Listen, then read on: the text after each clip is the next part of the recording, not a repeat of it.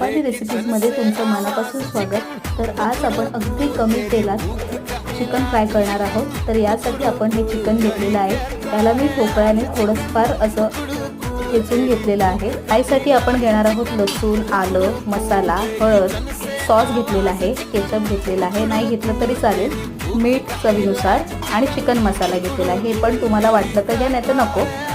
तांदळाचं पीठ, गव्हाचं पीठ आणि बेसन थोडंफार घेतलेलं आहे। सर्व एकत्र करून याचा मसाला करून घेऊ।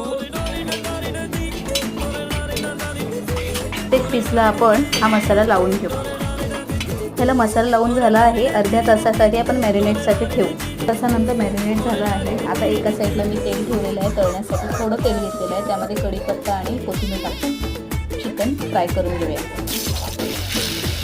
तेलामध्ये तळलेलं चिकन फ्राय आपलं झालेलं आहे।